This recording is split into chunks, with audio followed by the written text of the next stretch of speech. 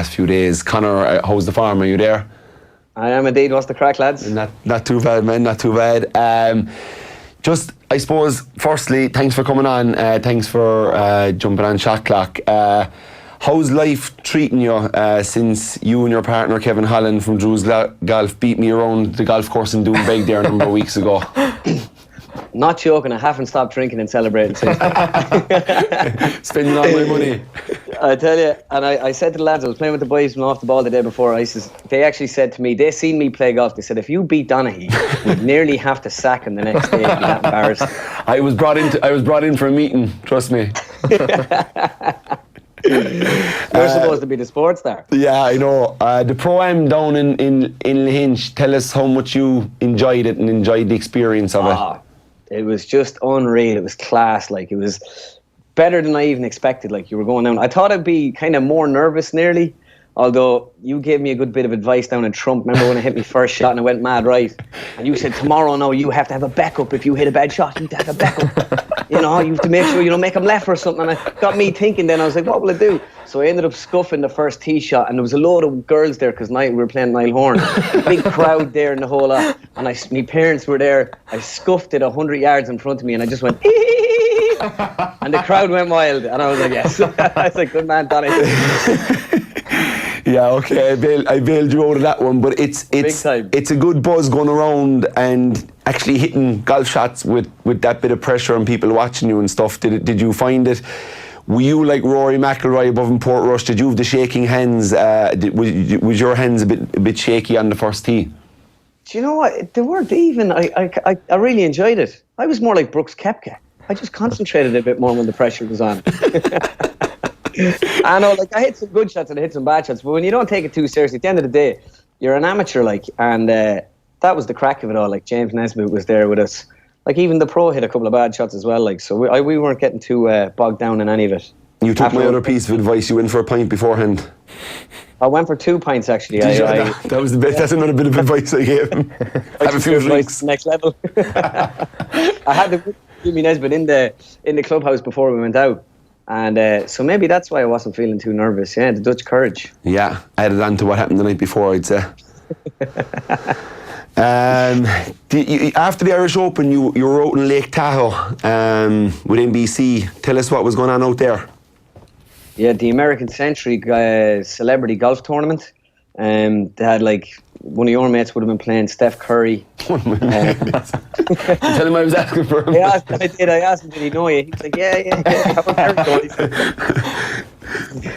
Justin Timberlake was there. It was good old crack. I was doing a gig for them, actually, and Timberlake went and he ruined the whole gig on me at the end. I was doing Donaghy, and I was about to say, you know, Justin, I saw your swing out there. You got to fix that slice, otherwise everything's going to go. And he went, all right.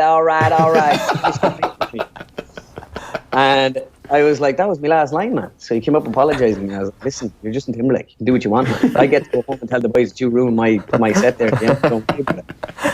But I was just over there having the crack or whatever. I was doing a lot of interviewing, so I was kind of getting to be myself. I didn't have to do impressions or that, but I didn't get off to the best start. I actually went up to this lad. I didn't know most of the people there, because I don't, like, as in, all the sports I know are over here. So there were all these athletes, hadn't a clue who they were. So I had a lad with me telling me who everyone was. And it was this fella signing autographs. And I says, who's that lad there? He says, that's Miles Teller. He's a famous actor. He's in Footloose and stuff. You know, he's really big over here. So I went over to him. I was like, Miles, Conor Moore, big fan. He was like, oh, Conor, loved the commercial there with Tigers. I was like, oh, yeah. I was like, yeah, the stuff in Footloose, man, all this kind of stuff. I was like, brilliant. So I was like, any chance of an interview, 1 or 2 questions or whatever. So I grabbed the microphone. I'm like, thanks for this, whatever. Like, we'll have a laugh. So I said to him, so I'm delighted to be joined by, I'm a big fan of this guy, Miles Keller. He goes, my name is Miles Teller. I was like, sorry, pal, I get awful nervous when I'm doing these things. I'm not used to being a journalist. We pronounce the K's and T's the same in Ireland. That should have been your bailout call. I always blame the accent. Did you get up to JK and Johnny in the long haul before you came back for the Open Championship, or did you go straight from Nevada back? I actually stopped off in the long haul for 1 or 2. I had a layover there in New York. You managed to get that layover in, I think, always. I do, sure. I have to call into the long haul now, you know. I think they're putting a portrait of me up the back. Me and the 2 Kennedy brothers.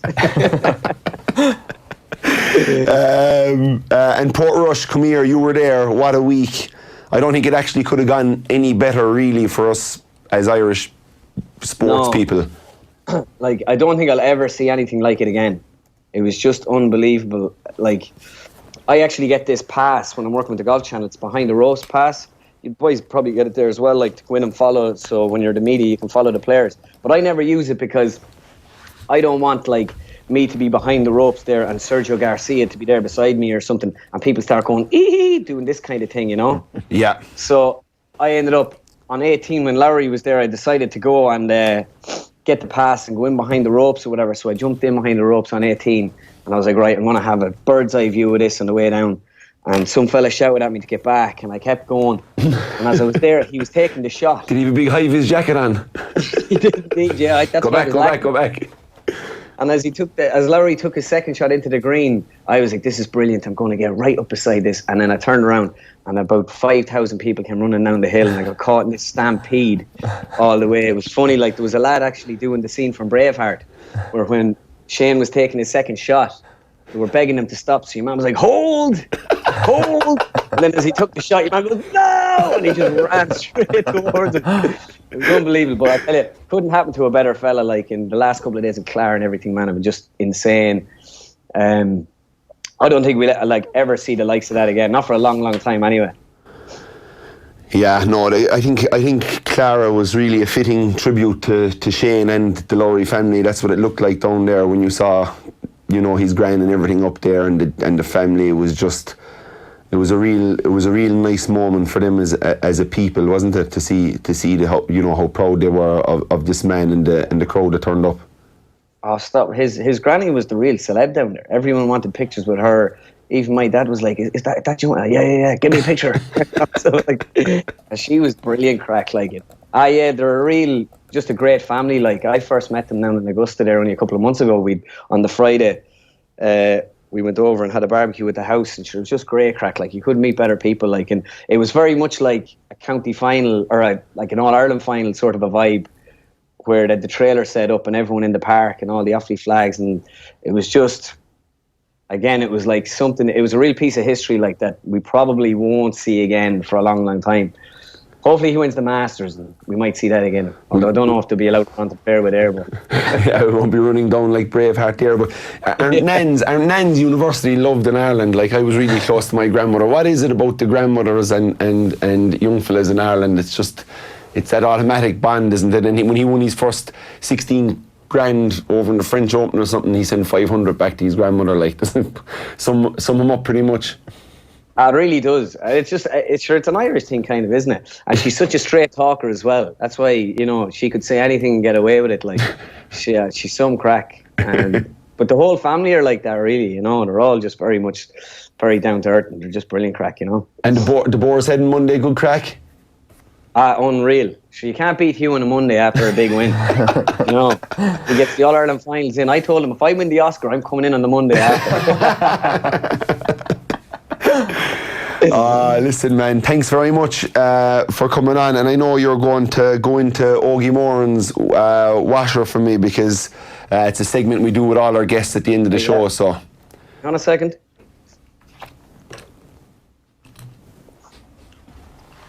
Kieran, put me in the washer, pal. You know I want to be in the washer. Put me in the washer. I'll put you. Absolutely great crack, so it will. Okay, I'll put you in the washer, Mr. Brawley. No, this is very simple, Joe, which I want to really sit down and explain this to you, because it's a concept that Michael Lester has tried with you and Joanne has tried with you, and you haven't really kind of copped on. So this is a one-word answer. So. And never mind, Joanne, I can't get a word in edgeways this year, you know. I can't get a word in. Yeah, she is you fairly under control, which is the right job for you, to be quite honest with you. But the one-word answers, Joe, nothing else, right? No big spiels, no big rants. Here, I'm a barrister at law. Okay. I know how to do these things, okay? You get it, okay. All right. Okay, so we're going to go for the 10 questions on Ogie's washer. First one, what will happen next? Derry to win the All-Ireland or Joe Brawley to be president? Well, that's a very interesting question, Paul. You know. It reminds me of a story I heard last weekend. It was, to cut it short, let's be realistic here. Brawley 2025. It's going to happen. Is Fader Lynn, pal? Is Fader Lynn? You want to be president for the Ryder Cup coming to Adair. That's your timing. Just heard the word this morning, either president or I'd like to be captain of the team, either or, I will accept. All right, question 2. Who is better, this current Dublin team or the 78-82 Kerry team? Oh, again, a very simple answer to that. The Dublin team, no. I had a dream about them last night, Connolly and James McCarthy and lads running through the field, with that great sense of adventure, They're just a wonderful bunch of lads, The Kerry team of the golden years, very defensive, and I don't say that lightly, Kieran. Oh, Jesus, stop. Come here. Who would you rather take out to dinner, Donald Trump or Boris Johnson? Well, I'd have to take Boris. Joe, one word, you're not getting Boris Johnson. Boris Johnson, good stuff. Colm the Gooch Cooper or Mikey Sheehy? Well, I'd have to go with Mikey Sheehy as Colm. I wouldn't even rate Colm in the top 10 footballers, top 10 forwards of all time. Honestly, Mikey Sheehy, hands down. The best Derry number 13 of all time, Paddy Bradley or Joe Brawley? Well, it's got to be Joe Brawley. I would put myself up as the second best forward of all time after the Gooch, because the Gooch was the best footballer I've ever seen in my life. Contradicting yourself. Take notes, pal. This is what you do. You're never wrong. I can pull either or up. Are you a Love Island man or RTE News? Well, I've never really thought about myself in Love Island, No, not on it, just watching it. Could you imagine it, me with the top off, walking in, Kieran, Walking in, let's crack on, lads. Let's crack on. It'll be absolutely... Me and Maura. You're not a man, Joe. You're not a man. Don't forget about you as far as you're a man, Maura. Joe, great crack. Joe, what would be your... television. Joe, what would be your type in Love Island? Me, well, someone who likes attacking football, and is death against Croke Park. Who sees the game the way I see the game. Who's going to win Love Island? Well, I hope Maura, and the new Irish lad has gone in as well, unless he went out in the last couple of days. I haven't seen it in a few days. I've been on the beer. Yeah, but, they're all still there anyway.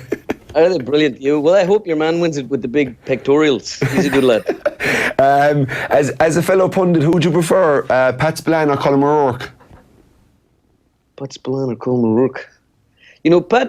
Pat's an acquired taste, But myself and O'Rourke are thick as thieves. I'd have to go to O'Rourke. Spillane's like a pint of Guinness. Oh yeah, it takes a while to get used to it. Croke Park or Casement Park? Well, again, Kieran, that's typical, Of course, Casement Park. Croke Park, don't get me started on Croke Park, on the absolute disgrace they've made of everything this year. It's a total disaster. I could go on and on and on here. Casement Park. Although, there's nothing but weeds in the pudding. Yeah, you need a right half back to win a game for your life. Who'd you go with, Paddy O'Shea or Tomas O'Shea? Or Tomas, as you say. Tomas, I was going to correct you there as well. Tomas. I would have to go with the great Pio. Tomas is a wonderful fella, but after, with the whole Dickie Boo thing, I think a lot of people lost a lot of respect that time. You wouldn't win the battle with that, And lastly, we did a proper piece of analysis on Sky Sports, and we talked about the shot. Don't make me laugh, pal. Don't make me laugh. We talked about the Shot Clock Championship tiered structure. What do you think of it, Joe? The tiered championship, or keep it the way it is? We've got it tiered, Kieran, right? I think we need 16 tiers. Every team goes to the final, right? We play all the finals in one day. Croke Park, bouncing castles and rainbows, flowers everywhere, face painting. All the children can come and play. It'd be a wonderful occasion. Can you just imagine it? It's what the GA wider community needs. It's what it's all about. We got to tier the whole thing. And no one wins. Everyone gets a medal. Except the Dublin team get a bigger medal because they play it so well. They're brilliant. So they are. Tier it, 16 tiers, pal. 16, okay. We'll talk about that on our next latest championship review. I can stay on all day, boys. I know, yeah. We're actually going to send you home, Joe. Where's the office? I'll not get you. I don't want the RTE crowd getting on to you, giving out to you for being on with us, so I'll leave you go, Joe. Thanks a million for coming on. I'm not afraid of my employers, Kieran. I can do what I want. Listen, will you shoot off there and send Conor back in so I can say thanks to him? I'll grab him here, pal. What story? Man, listen, thanks for coming on. Brilliant as always. I'll see you maybe down in Waterville in the next few weeks. I know you're down there soon, so we'll hook up then. But Hope you enjoyed the week, and thanks for being coming on Shot Clock. 50 a hole, yeah. I'm feeling confident this time. 50 a hole. Hold on, no. Off the ball's wages and NBC's wages aren't compatible if you're looking for €50 for $50 a hole. I'll have to have a chat with my employers here, I think. Get someone to sponsor you there. Owen's on a fortune. Listen, thanks a million, Conor, man. Enjoy. Thanks, lads. All right, Cheers. buddy. Talk. Okay. Great stuff there. Conor Moore, as always. You can follow him on Conor Sketches online. How much was that wager actually that you did lose a couple of weeks ago? Oh, don't talk to me. 50 quid, of course.